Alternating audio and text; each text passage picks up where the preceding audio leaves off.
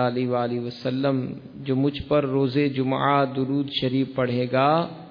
میں قیامت کے دن اس کی شفاعت کروں گا۔ صلو علی الحبیب صلی اللہ تعالی علی محمد۔ دعوت اسلامی کے اشاعتی ادارے مکتبۃ المدینہ کی مطبوعہ فیضان سنت کے صفحہ نمبر 1400 پر شیخ طریقت امیر اہل سنت نقل فرماتے ہیں،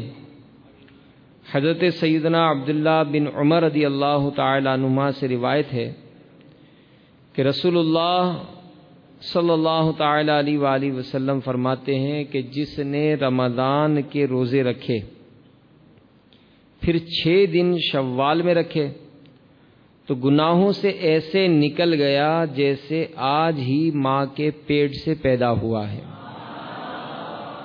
حضرت سیدنا ابو ایوب رضی اللہ تعالیٰ عنہ سے روایت ہے کہ سرکار نامدار مدینے کے تاجدار صلی اللہ تعالیٰ علیہ وآلہ وسلم کا فرمان مشک بار ہے، جس نے رمضان کے روزے رکھے پھر ان کے بعد 6 شوال میں رکھے تو ایسا ہے جیسے دہر کا یعنی عمر بھر کے لیے روزہ رکھا۔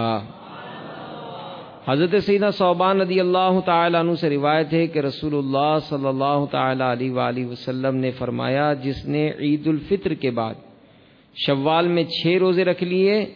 تو اس نے پورے سال کے روزے رکھے، جو ایک نیکی لائے گا اسے 10 ملیں گی۔ تو میٹھے میٹھے اسلامی بھائی اور مدنی چینل کے ناظرین، الحمدللہ مدنی چینل کا یہ سلسلہ مناجات افطار ہر پیر شریف کو رکھا جاتا ہے، اور بے شمار عاشقان رسول پیر شریف کا روزہ بھی رکھتے ہیں۔ تو ذی نصیب شوال المکرم کے 6 روزے رکھنے کی بھی سعادت مل جائے، اور انشاءاللہ ہر پیر شریف کو بھی روزہ رکھ کر اسی طرح عصر تا مغرب مناجات افطار میں شرکت کر کے ہم سب بھی اس کی خوب برکتیں حاصل کریں گے۔ یہاں موجود اسلامی بھائی مدنی چینل کے ناظرین بھی نیت کر لیں کہ انشاءاللہ شوال المکرم میں 6 روزے ضرور رکھیں گے، اور اسی کے ساتھ ہر پیر شریف کو بھی مناجات افطار میں شرکت کر کے یاد مدینہ منانے کی بھی سعادت حاصل کریں گے، یاد رمضان منانے کی سعادت حاصل کریں گے کہ رمضان مبارک میں تو